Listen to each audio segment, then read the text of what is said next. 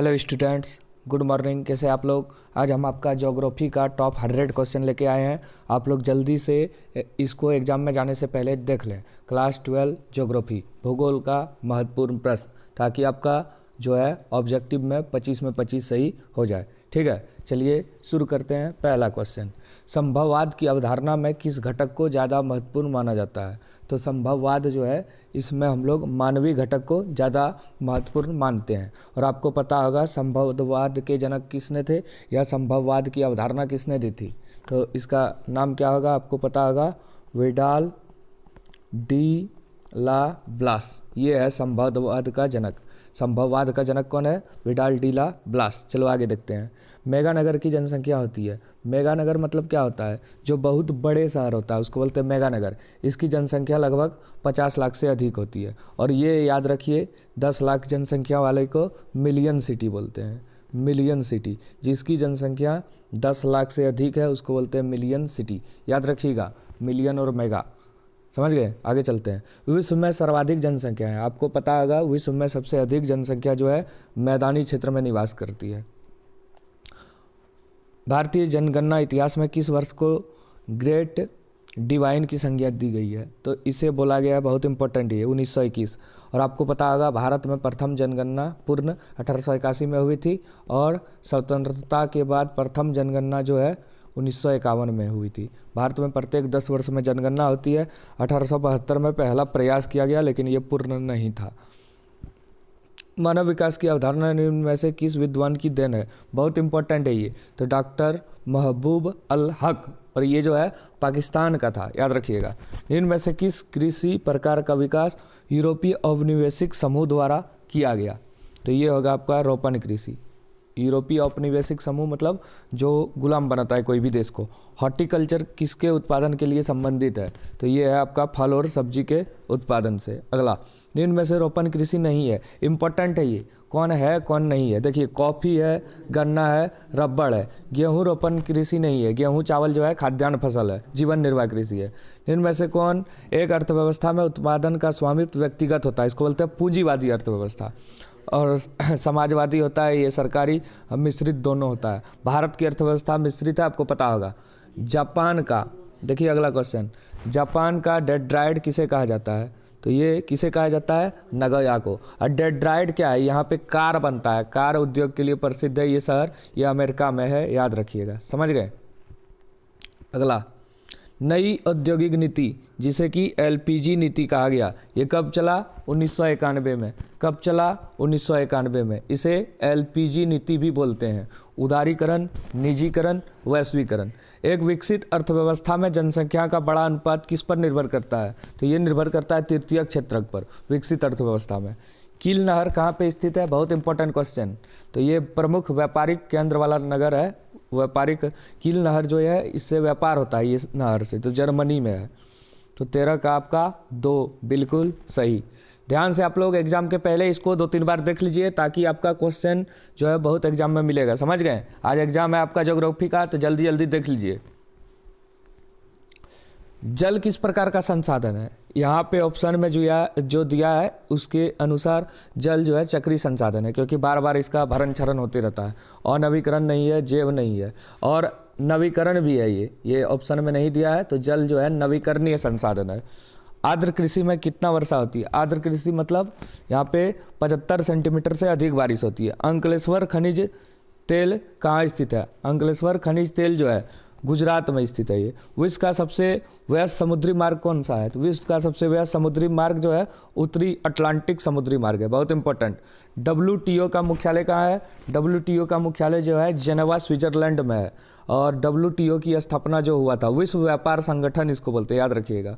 विश्व व्यापार संगठन, इसकी स्थापना 1 जनवरी 1995 में हुई थी। ये भी आ सकता है। कोची पतन कहाँ स्थित है? कोची पतन कहाँ स्थित है? तो ये कोची जो है ये केरल में स्थित है। पतन मतलब होता है जहाँ पे वो पानी वाला जहाज आता जाता है। किस पंचवर्षीय योजना में समाजवादी समाज की स्थापना का प्रतिरूप दिया गया? तो पहला कृषि पे था, तो ये होगा दूसरा। देखिए, योजना आयोग का गठन 1950 में हुआ। प्रथम पंचवर्षीय योजना 51 से 56 चला, दूसरा 56 से 61 तक चला था। ये है दूसरा। पहला था कृषि पे आधारित। निम्न में से कौन सा भू उपयोग संवर्ग नहीं है? तो ये होगा सीमांत भूमि, इसका प्रयोग हम लोग नहीं करते हैं, सीमांत भूमि। जल संसाधनों का संरक्षण क्यों जरूरी है? तो पानी को हम लोग को बचाना है, आप लोग सबको पता है। तो पानी को क्यों बचाएंगे हम लोग? तो पहला, जल अनुपलब्धता से बचने के लिए, निरंतर बढ़ती मांग के लिए, स्थानिक और ऋतुवत असमानता के लिए, इनमें से सभी होगा। आगे, हजीरा विजयपुर गैस पाइपलाइन किन राज्य से होकर गुजरती है? ये यूपी एमपी से गुजरती है, गुजरात से गुजरती है, महाराष्ट्र से नहीं गुजरती है, नहीं पूछा है तो महाराष्ट्र से नहीं गुजरती है, याद रखिएगा। किस औद्योगिक नीति में उदारीकरण, निजीकरण, वैश्वीकरण जोड़ा गया? अभी तुरंत बताएं। 1991 की नई आर्थिक नीति, समझ गए? सी होगा। द लिमिट टू ग्रोथ, ये पुस्तक है, इसके लेखक कौन है? मिडोज। कौन है? मिडोज। ध्यान से इसको देखिए। अब चलिए अगला सेट पे चलते हैं। चलिए, ये आपका नया सेट है, एक और 18 मिनट का वीडियो बनाया है, उसको आप लोग जल्दी से एग्जाम में जाने से पहले देख लीजिए, ताकि आपका सब्जेक्टिव ऑब्जेक्टिव जो है क्लियर हो जाए, समझ गए? तो चलिए पहला क्वेश्चन, मानव भूगोल मानव समाज और धरातल के बीच संबंधों का संश्लेषित अध्ययन है। यह कथन किसका है? तो यह कथन जो है फ्रेडरिक रेडजेल का है। अब मानव भूगोल का जनक भी यही है, याद रखिएगा। मानव भूगोल का जनक अगर पूछे तो यही है, फ्रेडरिक रेडजेल। चलिए अगला क्वेश्चन, रुको और जाओ निश्चयवाद कल्पना किसने दिया? तो ये गिफिन टेलर ने दिया। किसने दिया? Giffin Taylor. रुको और कपड़ा सिला के जाओ टेलर, और इसको नव निश्चयवाद भी बोलते हैं। 21वीं शताब्दी के प्रारंभ में विश्व की जनसंख्या कितनी दर्ज की गई? लगभग 600 करोड़ से अधिक था, 6 अरब। निम्न में से मानव विकास सूचकांक का निर्माण किसने किया? डॉक्टर महबूब अल हक, पाकिस्तान का था ये।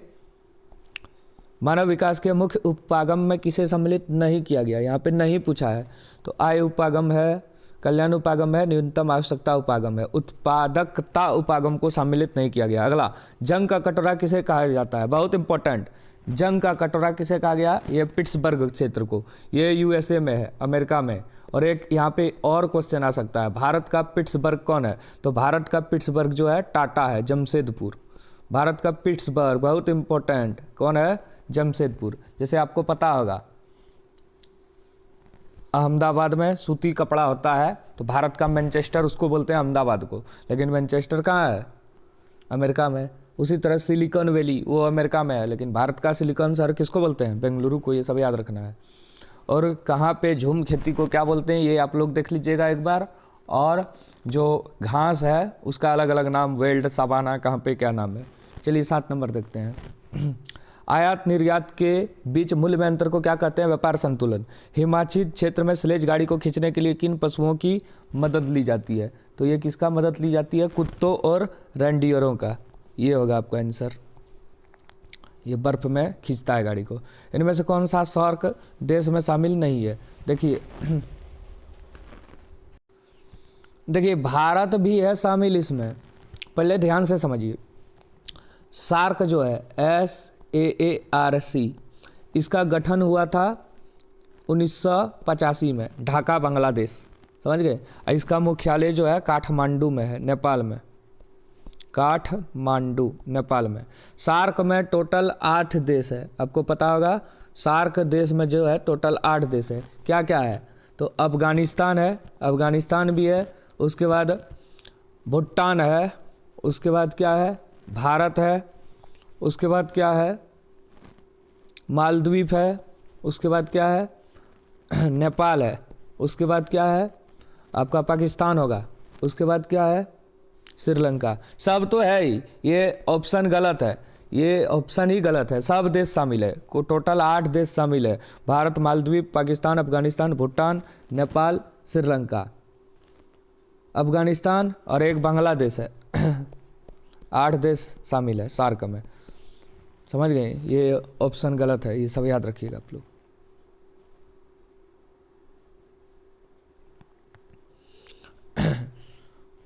चलिए अगला क्वेश्चन देखिए। भारत की जनगणना के अनुसार निम्न में से कौन सी एक विशेषता नगर की परिभाषा का अंग नहीं है? नहीं पूछा गया है, तो नगर का कौन परिभाषा नहीं है? 75% से अधिक जनसंख्या का प्राथमिक क्षेत्र में संलग्न होना, ये तो प्राथमिक कृषि क्षेत्र में होता है। जमशेदपुर किस प्रकार का नगर है? इम्पोर्टेंट है ये, जमशेदपुर औद्योगिक नगर है। कुछ धार्मिक नगर भी होता है। तुंड्रा क्षेत्र में एस्किमो जात द्वारा बर्फ के टुकड़े से बनाए गए घर को क्या बोलते हैं? आप लोग बचपन में पढ़े होंगे, इग्लू बोलते हैं बर्फ के घर को।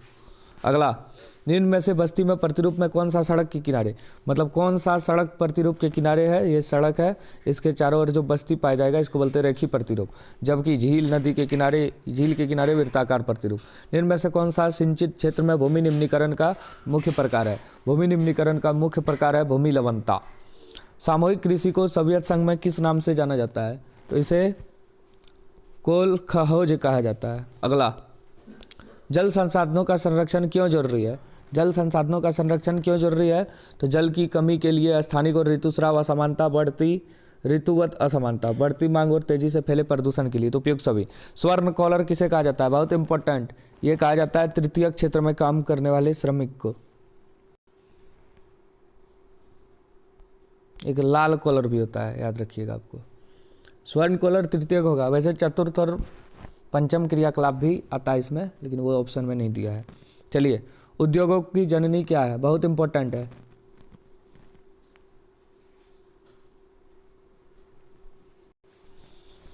आधारभूत उद्योग भी इसी को बोलते हैं, लोहा और इस्पात उद्योग। अगर ये ऑप्शन में नहीं रहे तो कोयला टिक मारना है। अब काला सोना पेट्रोलियम को कहा जाता है, याद रखिएगा। निम्न में से किस स्थान पर पहला परमाणु ऊर्जा स्टेशन स्थापित किया गया? ये तारापुर महाराष्ट्र में। जल सांभर विकास और प्रबंधन द्वारा चलाई जाने वाली कार्यक्रम नीरू मीरू का संबंध किस राज्य से है? तो यह है आंध्र प्रदेश से। स्वेज नहर किन दो सागरों को जोड़ती है? भूमध्य सागर और लाल सागर को। निम्न में से कौन सा घास स्थल ऑस्ट्रेलिया में स्थित है? तो डाउन्स, समझ गए। और देखिए यहाँ पे, चलिए ये भी याद रखिए आप लोग, जैसे प्रेयरी जो है ये घास का मैदान कहाँ पे पाया जाएगा? उत्तरी अमेरिका। उत्तरी अमेरिका, या ऑप्शन में रहेगा आपका कनाडा और अमेरिका। उत्तरी अमेरिका या कनाडा, ये याद रखिएगा। जबकि जो स्टेपी है ये घास का मैदान आपका यूरोप और एशिया में पाया जाएगा, जिसको यूरेशिया बोलते हैं। यूरोप और एशिया में स्टेपी, इसको यूरेशिया भी बोलते हैं, यूरेशिया। जबकि वेल्ड जो है, वेल्ड घास का मैदान जो है ये पाया जाएगा दक्षिण अफ्रीका में।